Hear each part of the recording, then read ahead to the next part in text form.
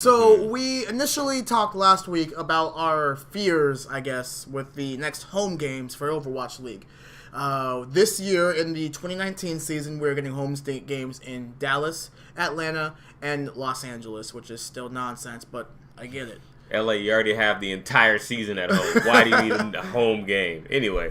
But over the weekend, we had the pleasure of going to South by Southwest. Wow, that's the first time I messed that up.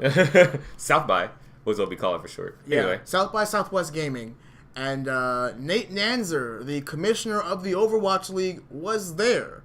We got a chance to kind of learn a little bit more about his plans for home games over the next couple of years, and we learned quite a bit, actually. Wasn't expecting him to talk so much about what is going to happen. Yeah, so the fact that we've been getting him as soon as 2020, I think, is actually pretty amazing because you have to set up these facilities, all the teams have to buy in, you got to do scheduling, and he feels they can handle all that while running this season, making everything prepared for next season so quickly. So it's going to be fun to watch, and I'm excited to see these teams actually play on their home turf. So I want to talk about some concerns I've seen online about home games coming so quickly, as well as obviously my hopes for it. What I want, what I hope will happen. What you got? Let's see. So let's actually jump off. So one of my concerns is I feel that there is something being forgotten about the fact that this is a global league. So let's talk about the U.S., the EU, and China. Those are going to be the three, North America, not just the U.S. I was going to say, they probably will move it around, different places. So North America, it's going to be about 8 p.m. when primetime games are on, right? Right. In Europe, their primetime games would hopefully be around the same time, so 7 to 9 p.m. But that means that games would be on at... are they 9 hours ahead or behind us? Oh, talking about in China? We're talking about Europe. Europe to the U.S. They're ahead of us. So, the sun has been first. So, 8 p.m. our time would be at 7 a.m. or something like that, their time. Okay. The next day. So then 8 p.m. their time would be... 2 or 1 o'clock, noon or 11 a.m. our time. Our time, great. So that means that for us to watch an away game, we would need to be up and ready during the afternoon. Now, this is something that the people in the EU and China already deal with. Of course. The games that go on super late for us, usually at about, say, 10 p.m., are happening at about 8 a.m. in China. Right. True. Very true. So it's already a wide disparity. And I know that this is my American ideology coming out, but it's definitely going to be very interesting to see how the numbers and the viewership happen once this shift happens. The Overwatch League broadcast is probably going to be on for longer than the 8 hours that it's on normally. Right. B, it's going to be really hard to catch every game of the season live. True. Sorry, just something to say? Yeah, no, because I think there's two ways they're going to offset this, which is, I think, what Nate Nanzer's thinking in his mind. The first thing is, imagine Overwatch always on. You spread these out, and, similar to Contenders, Contenders, I could be... I don't do it at work. Yes, I do. I turn on Twitch TV, and then randomly there's a Contenders game on at 10 a.m. Or there's another game on late at night. Or there's always Overwatch on. Yeah. So you're always exposed to it instead of what we have now where you get it for only 4 days. So there's the potential for that, I would say. I don't know how they're going to do it. They're going to still keep it all on weekends to give everyone a chance to travel away. Sorry, go ahead. If they do that, you still bring it up that over the entire 4 days you have Overwatch on a different time. So they own the entire weekend. So I would honestly say that I think that they're going to move from the 4-day, the Thursday through Sunday format, and move to a longer, maybe Monday through... I don't want to say full 7 days. Right. But I feel like we're going... Because Nate did openly say his goal is still 28 teams. Yeah. Yeah, so you'll we're have 8 stuff. short. Yeah, so we'll have things on. I think Overwatch wants to be this constant stream of you watching this game, playing with different teams playing. And also, it offsets the cost of, let's just say, the U.S. market doesn't really watch it. You lose that ad revenue, whatever. You have people now in the stadium or whatever that are buying tickets to go see these things, which Overwatch gets a cut of. Yeah. And now you have 28 different, well, it won't be 28 different. They'll have like probably a home bases, I would think, in these places, 2 or 3 places maybe where they play. They'll still get money and revenue, and so you make money off of that as well. And merchandise sales there. So it becomes like, you know, how football stadiums have, where their maybe local market doesn't, you know, see it at a certain time or whatever. Granted, times, of course, are closer together. But you have this whole global thing where it's on all the time. There's always people in the stadiums watching this for their primetime event. So it becomes this whole revolt, this ball is snowball that continues to get better and better, and you make more money off of it. Okay, but then jumping off of that, we know that the teams are going to be responsible for their own stuff. Overwatch League as a whole isn't going to pay for merchandise. Overwatch League as a whole isn't going to pay for rent for the arena that they're using. They're not going to be paying, like, it's...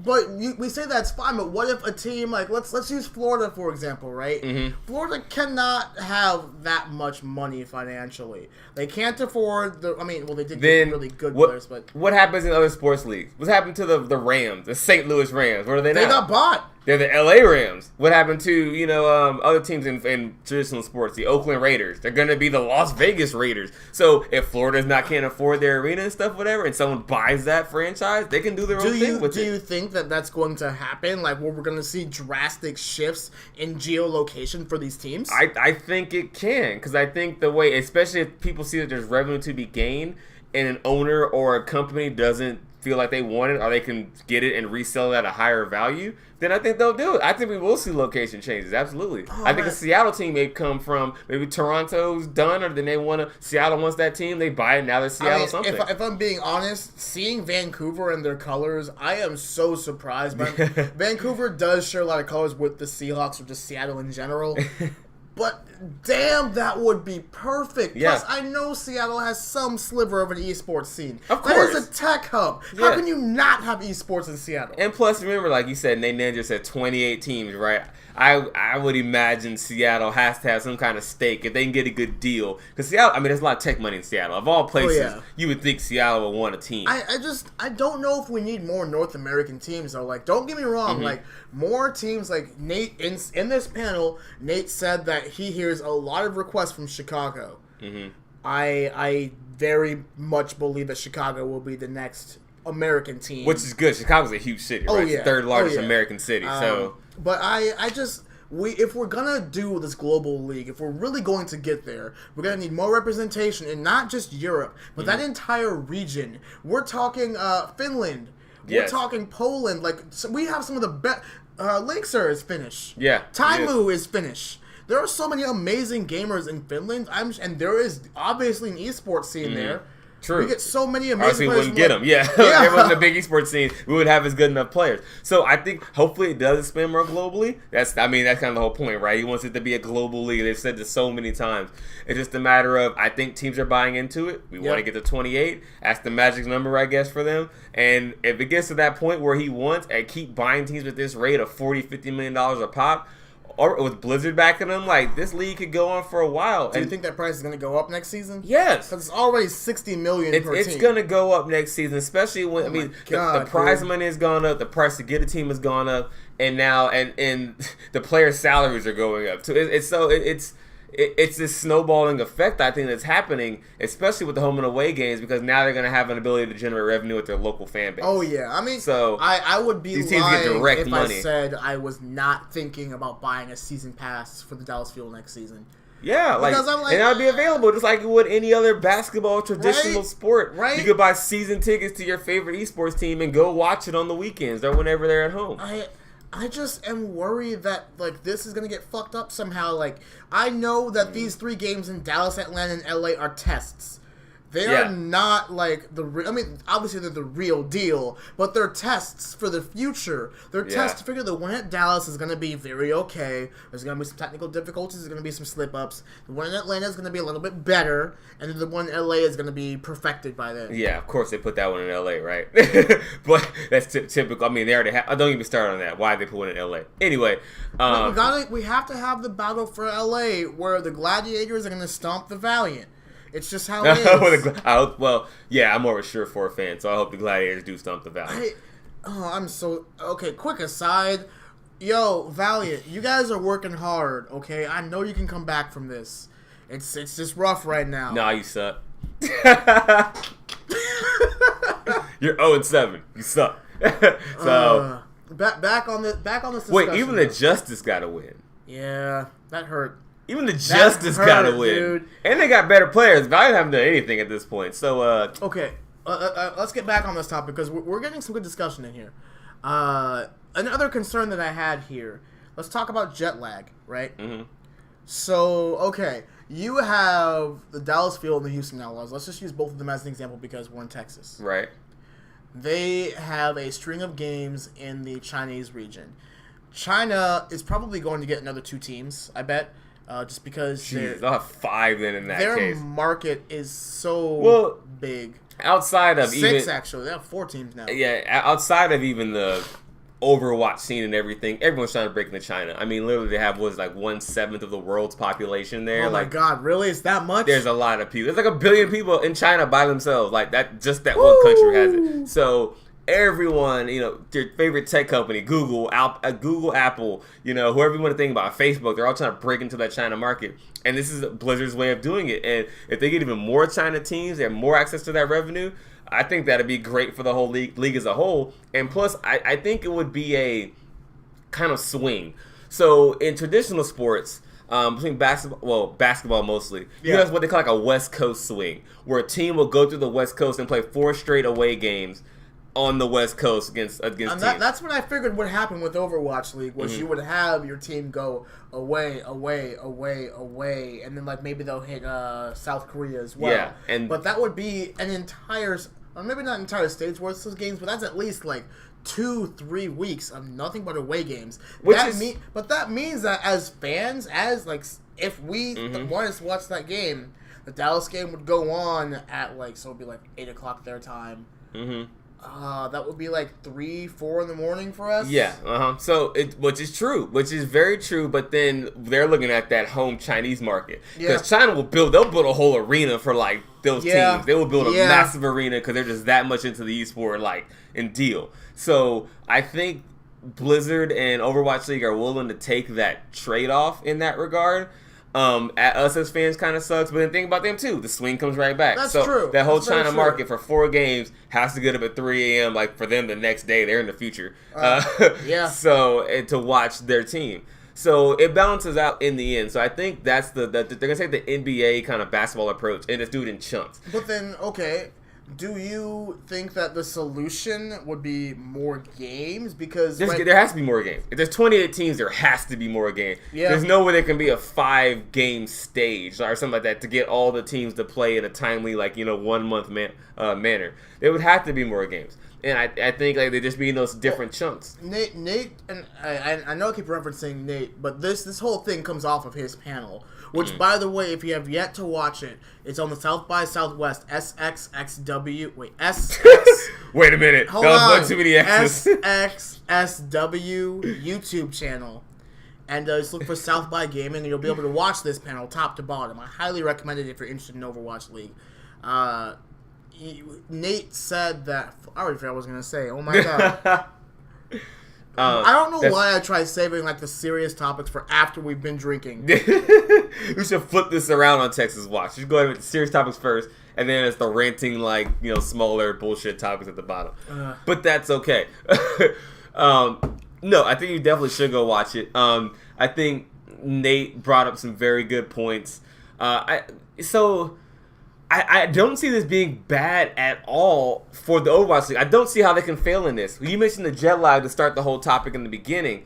I think that it'll affect players differently because, and if you do the chunks where they're there for 2 or 3 weeks, like I've been fortunate enough to travel to that side of the world, and it takes about a week for your body to shift the fact that you're like 16 hours in the wrong I would have area. expected it was just like a day or two. It's a whole week. You don't know where you are. You don't know how to talk to anyone. You don't know. Well, it'd be different for them because it's a team atmosphere. Yeah. So they have translators. I'm sure they're gonna have where to go and the schedule. When you're there by yourself, it's like I don't know what the hell to do. I don't know where to go. How to talk to anyone. Didn't you go to Japan recently? I did. I went to Japan about a year and a half ago now. That's been that long. Damn. About a year and a half ago. And yeah, it's just totally different, especially with a lot of North American people or even European players on teams.